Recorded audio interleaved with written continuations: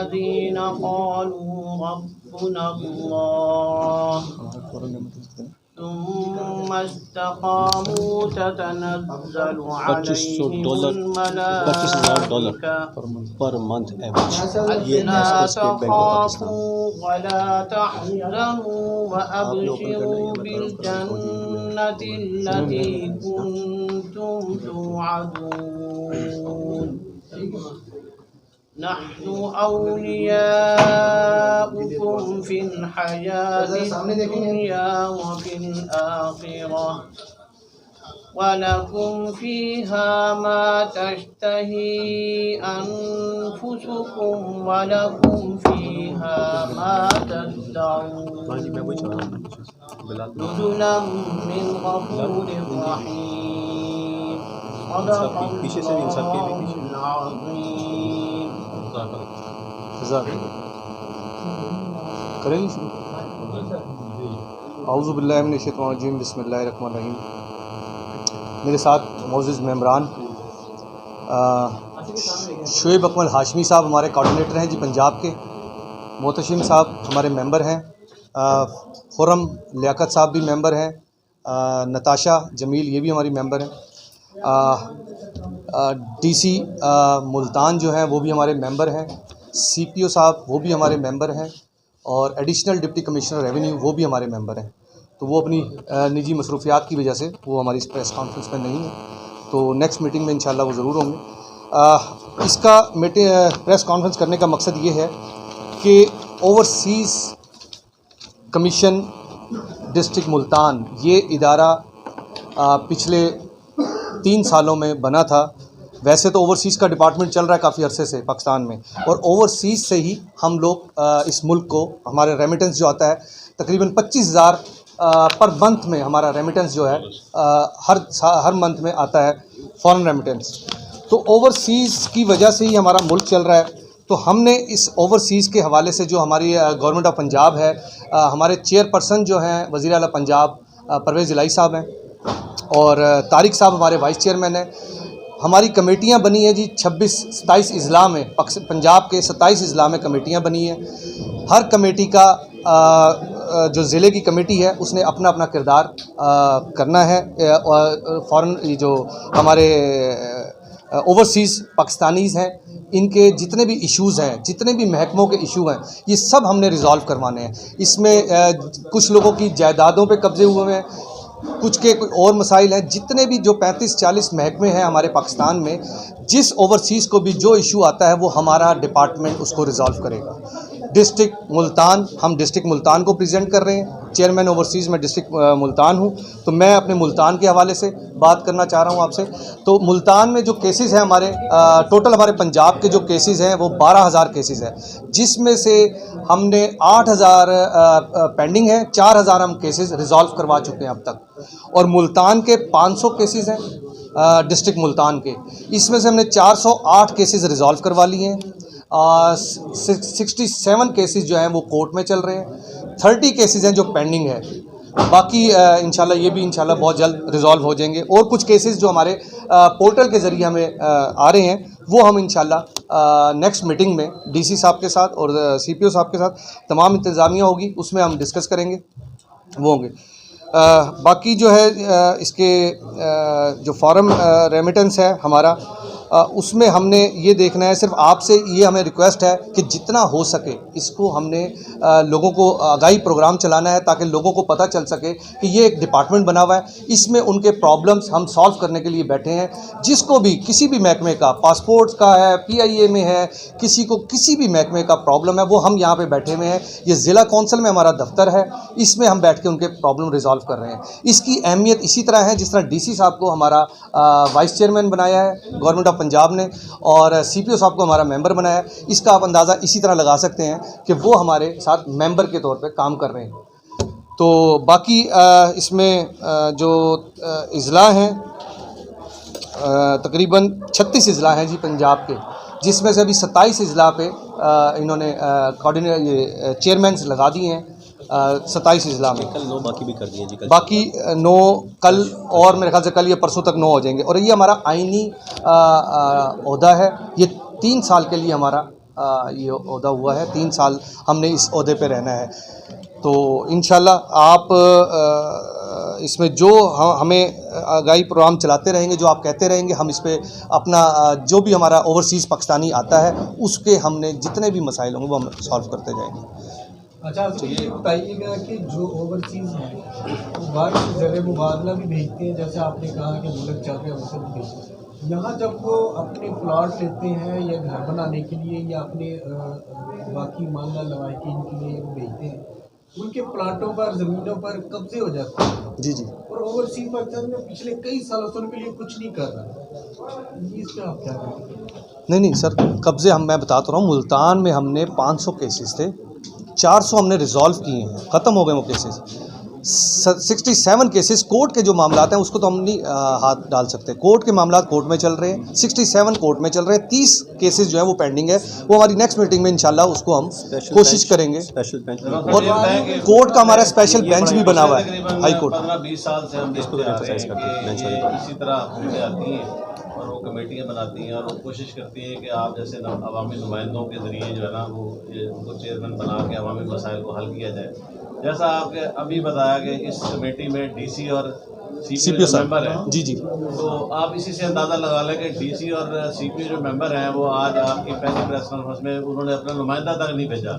तो इस कमेटी की जो हैसियत है, इसकी वक़्त है, जो हुकूमती मशीनरी जो जिसे ब्यूरोक्रेसी कहते हैं, उसमें उसकी नज़र में आपकी इस कमेटी की क्या हैसियत है, वो यही से अंदाज़ा लगाया जा सकता है। सर नहीं, हमने देखें ये बात ये है कि उनको हमने सिर्फ बताया है कि हम प्रेस कॉन्फ्रेंस कर रहे हैं, हमने उनको मदऊ नहीं किया।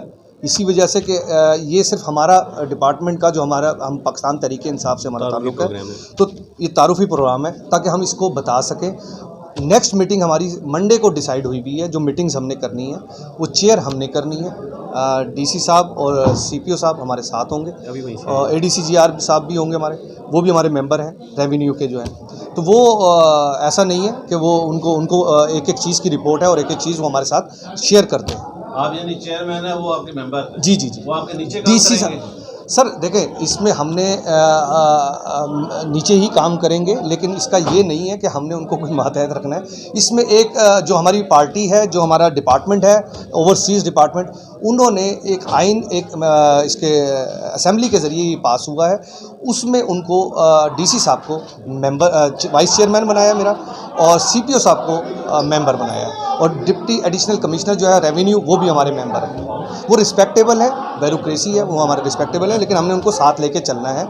हमारा कोई अल्लाह माफ़ करे उनसे कोई इख्तलाफ नहीं है, लेकिन एक दूसरे के कोऑर्डिनेशन में, क्योंकि डिपार्टमेंट्स हैं उनको उनके ज़रिए ही काम होना है। सीपीओ साहब ने पुलिस के ज़रिए जिनकी जायदादों पे कब्ज़े हो जाते हैं, तो वो पुलिस जाएगी और उस पर निगोशिएट करेगी। दोनों पार्टीज़ को हम बुलाते हैं, जहां देखते हैं जो पार्टी गिल्टी है, जिसने 2 नंबर तरीके से कब्ज़ा किया हुआ है, तो वो पुलिस उसमें इन्वॉल्व होती है, एडमिनिस्ट्रेशन इन्वॉल्व होती है, तो हम उससे बागुजार करवाते हैं उनकी जगह।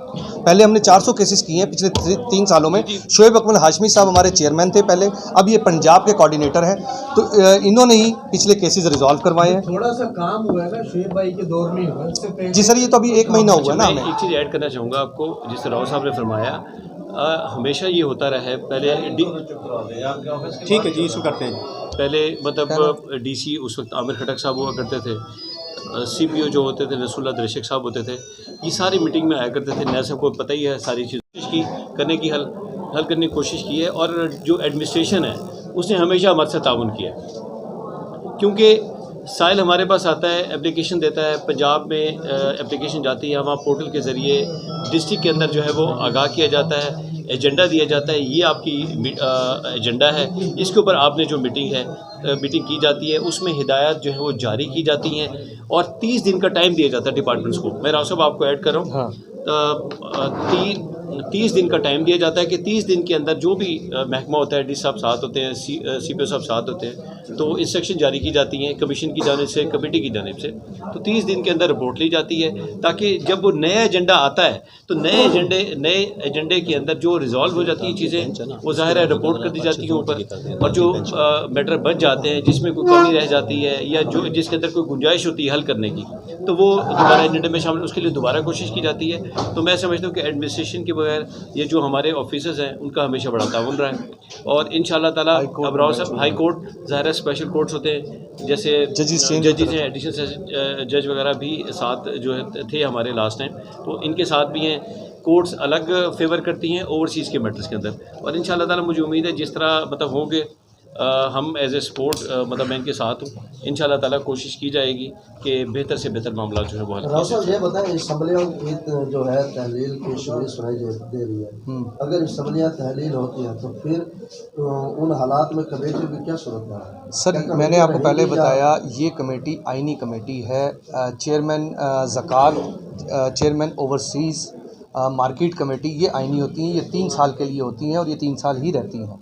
नहीं, ये उसका मकसद ये है कि इनको डी नोटिफाई सीएम जब दूसरे आएंगे, जो भी सीएम बनेंगे पंजाब के, वो हमें डी नोटिफाई कर सकते हैं इन केस गवर्नमेंट अगर तहरील हो जाती है, जी खत्म हो जाती है, तहरील हो गई तो खत्म हो गई ना, कोई सीएम ना रहा, जी तो उसके साथ आपकी ये आईनी कमेटी तहरील हो जाएगी? नहीं सर, तहलील नहीं, 3 साल के लिए है। हमारी HR ने डिपार्टमेंट जो होता है हमारा ओवरसीज़ का HR डिपार्टमेंट नोटिफिकेशन किया है और ये रहेगी 3 साल। नेक्स्ट हाँ ये हो सकता है कोई गवर्नमेंट आती है, 1 साल बाद इलेक्शन, 6 महीने बाद इलेक्शन होते हैं, 4 महीने बाद इलेक्शन होते हैं, नया सीएम आता है, वो हमें डी नोटिफाई करेंगे। अदरवाइज हमें डी नोटिफाई कोई नहीं कर सकता। जब तक नई जो गवर्नमेंट नहीं आती, जब तक वहाँ से डी नोटिफाई नहीं किया जाता, तब तक ये काम करती रहेंगी साथ साथ। ये टेन्योर बेस्ड है जी। अच्छा, असम्बलियों के सवाल से साथ ही आपका सवाल बनता है कि जो मौजूदा सूरत हाल है इसमें तो लग रहा है कि परवेज़ इलाही साहब जो है ना वो उन्होंने खुल के वो आ गए कि आप जनरल बाजवा के खिलाफ जो कैंपेन चला रहे हैं उस पर वो कह रहे हैं कि आप इंसान फरामोश हैं। जनरल बाजवा आपको लेके आए, उन्होंने आपकी हुकूमत चलाई और आप उन्हें कोई गालियाँ दिलवा रहे हैं, इस हवाले से आप क्या कमेंट? सर देखें, कुछ चीज़ें ऐसी होती हैं जो देखने में कुछ होती हैं और कहने में कुछ होती हैं। ज़रूरी नहीं है। जनरल बाजवा साहब को मैं इस तरह कहूँगा कि उनको जब आपकी गवर्नमेंट है तो आपको उस वक्त पैसा भी नहीं मांगना चाहिए था दूसरे ममालिक से। तो जनरल बाजवा साहब ने कई जगहों पे थोड़ी सी गलतियाँ की हैं, तो वो नहीं करनी चाहिए थी। तो इस वजह से मतलब है हमारा कोई इख्तलाफ नहीं है, हम पाक फ़ौज की इज़्ज़त करते हैं, पाक फ़ौज हमारे साथ है, हम इदारों की जितने भी इदारे हैं उनकी हम रिस्पेक्ट करते हैं। ऐसा नहीं है कि हम इख्तलाफ सबको हो सकता है, इख्तलाफ राय हर बंदे की हो सकती है, किसी को हो सकता है, शख्सियात के साथ इख्तलाफ हो सकता है, इदारों के साथ हमारा किसी के साथ इख्तलाफ नहीं है। पाकिस्तान तहरीक इंसाफ आज भी इदारों के साथ खड़ी थी, कल भी खड़ी रहेगी और आने वाले वक्त में भी। हमारे इमरान खान का साहब का एक यही शुरू से रहा है कि हम इदारों को आज़ाद करें, इंडिपेंडेंट करें इदारों को। इदारों को होना भी इंडिपेंडेंट चाहिए। सियासी बंदों से मुल्क नहीं चलते, इदारों से मुल्क चलते हैं। तो यही हमारा नज़रिया भी है, हमारे इमरान खान साहब का बयानिया भी यही है कि इंडिपेंडेंट इदारों को होना चाहिए, किसी की डिक्टेशन पैसे नहीं मांगे, पैसे तो उनके कहने पे जाते हैं ना। सर जब हमारी गवर्नमेंट चली गई थी उसके बाद ये हुआ, आपने IMF से पैसे मांगे, वो अच्छा, मैं एक चीज़ कहना चाहूँगा, ये है देखिए ओवरसीज़ के हवाले से जो कंसर्न अथॉरिटीज़ है इसका जवाब वो दे सकते हैं। हम बैठे हैं ओवरसीज़ के हवाले से। जी वो ठीक है आपकी बात। जी सर कर सकते हैं, आप सवाल करें। सर हाँ, हम ये चाह रहे हैं, अच्छा हम ये चाह रहे हैं कि ओवरसीज़ के हवाले से हम बात करें, तो आप सबसे मेहरबानी की ओवरसीज़ तक ही रखें, इस चीज़ में बेहतर है। बाकी लीडर जितने में वो हमारे लिए सारे काम लेते हैं। इमरान खान साहब ओवरसीज पाकिस्तान नेक्स्ट है, PTI की हुकूमत नहीं आती, कोई और हुकूमत आती है, तो आपका ये मतलब इस पर तो फर्क पड़ेगा?